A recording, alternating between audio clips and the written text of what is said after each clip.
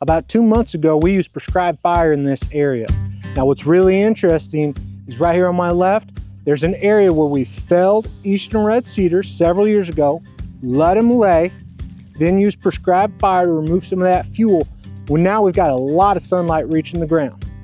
But just over my shoulder here to the right, well, this is still a closed canopy forest.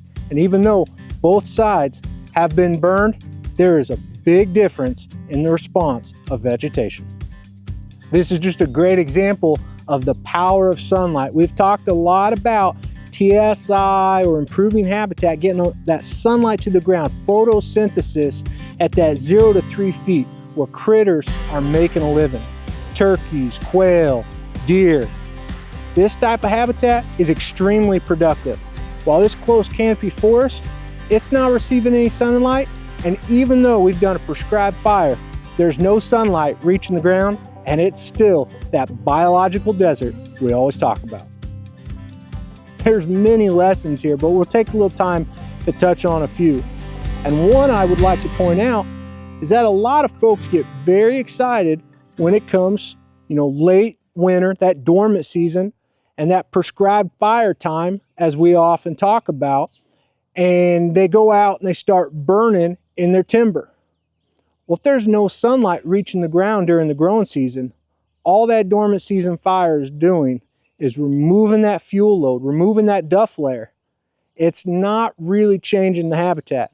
You're using some man hours and some resources and not getting a lot of juice for the squeeze, if you will. You've got to be sure you're getting sunlight to the ground to get much of a result off of your prescribed fire. If you're just burning that leaf litter off, all you're really doing is probably removing some tick habitat, removing that fuel that could be used later on for prescribed fire once you do get sunlight to the ground. Now you have a reduced fuel load, so that fire may not carry as well, but it's really not doing much for critters. We've been talking about that biological desert, and I just walked through this timber, and we're talking, 10, 15, maybe 50 pounds an acre of forage out here. And it is bare as a pool table. A hen this time of year or a fawn on the ground, a hen with a nest, fawn on the ground, there's no cover here. Coyote, raccoon, possum can just walk through that area. They don't even need the wind in their face. They can just use their eyes because there is no cover here. But just a few yards away where we have sunlight hitting the ground is high quality habitat, especially during this time of year, the fawning and nesting season. When I walked out where sunlight was hitting the ground, and we have a great diversity of native species, we've got legumes, grasses, broadleafs. There was purple prairie clover, some native Lespedeza, slender Lespedeza, which is a native, it's great. We have some hardwood structure out here. We got some redbuds coming out, some oaks, some sumac coming up. So we've got some hardwood components, which is okay. We don't want to be dominated by that, but some patchwork here and there. But there's a huge diversity of cover and food. One thing that I noticed that was really cool is I found this little pocket of elm leaf goldenrod that had browsed on. And you notice there's just a couple browses here and there. And then there's other plants that haven't been browsed on. Well, I went back in over here in the hardwoods and I found elm leaf goldenrod, just a single plant, which you'd think, man, that'd be so easy for a deer to come by and say, oh, I like that plant, I'm going to eat it. It wasn't browsed on. A single plant in the middle of that biological desert. It's not receiving the sunlight. It's not going to taste as well as those same species out here where they're receiving sunlight. As we've shared, deer are concentrate select feeders where they're going to eat the best and leave the rest. So they have a huge buffet table out here where they can actually go through and select, even in the same species and even on the same plant, which portion of that plant is the highest nutrient content or the nutrients they need that specific day. Another one that caught my eye was catbrier or greenbrier. Part of that plant had been browsed, but right next to it, there was a plant that had that slender, tender shoot off the end, which is high protein content, but it wasn't browsed. Deer were able to select exactly which part of that plant they wanted to eat and left the rest.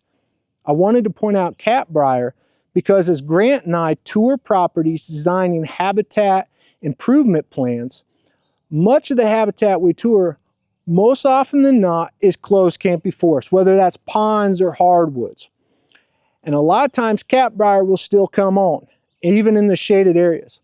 And in low quality habitat, where there's not a lot of groceries in the area, that catbrier, it's, just a few stems and a few inches tall. It's been browsed to the ground, every single stem, and we call that an indicator species. When we see that, we know there's not enough quality food for the deer herd to consume. They're eating every single stem. But when we see those indicator species, whether it's catbrier or others, that have a little bite taken out here or taken out there, and there's still portions of that plant or species that is left unbrowsed, that means at that window of time, there's more quality food than the deer herd can consume. And when that happens, that means our does are producing high quality milk and our bucks can express their full antler potential given their age class. This was a dormant season fire and it met our objectives for this area, given the time of year. Our next fire is probably going to be a growing season fire where we can set back some of those hardwood saplings. You'll notice the saplings out here, the tops have been killed, but there's sprouts coming up at the base. And that's because we top killed during the fire the saplings, and I break the tops and they snap and they're brown and dead. But those carbohydrates, that energy in the roots was still there. We burned, killed the top. Now all that energy's pushing up, putting on new growth. Some of those species are palatable for deer, high mineral content because they've got a lot of, oomph behind them, those carbohydrates in the roots coming up now at browse level. But we probably don't have enough deer to keep those woody species at bay. So we're gonna have to follow up maybe with some herbicide, but definitely with a growing season fire. I mentioned this is great habitat for turkeys, quail, deer. We've got a Moultrie mobile up here and there's been a lot of deer diving into this area, and I'm sure going in and getting some high protein quality food. Growing Deer is brought to you by Bass Pro Shops and Cabela's. Also by Green Cover Food Plots, Winchester, PH Outdoors, Moultrie Mobile, Steel, Fleet Outdoor Apparel, Morel Targets, Fourth Arrow, Scorpion Venom Archery, Case IH Tractors, Ward Laboratories, Burris Optics, G5 Broadheads, Prime Bows, and Redneck Hunting Blinds. This has also been great nesting habitat during the spring. It's just tall enough that a hen can lay on a nest, poke her head up, periscope around, look for predators, and duck back down. And you notice we've got patchwork through here. There's areas that are a little heavy in grass. There's areas that are some saplings. There's areas that are broadleaf, some legumes. That patchwork, that diversity in the habitat is great for young turkey poults, especially the broadleafs where it's bare underneath on the ground, where those young poults that have real weak legs can run around. This green vegetation's holding a lot of moisture, and it's going to hold insects. Those insects are high protein diet for those turkey poults. So this is great nesting and brooding habitat. Those are different types of habitat, but we've got some of both here. Fawns are starting to hit the ground, and a lot of the fawns that we're seeing on our Moultrie mobile, well, those does and fawns are very active around areas where we have habitat just like this. It's great cover for the fawns and high quality food for those does that are producing milk. So the story here, it's the power of sunlight. We used fire both places. We had a great response, but the difference was sunlight. If you want to improve your native habitat, you need to get that 30, 50% or more of sunlight to the ground. That sunlight is key for the growth of these native species. Across much of the whitetails range, These native seeds, they're in the soil. They just need sunlight and fire to stimulate the growth.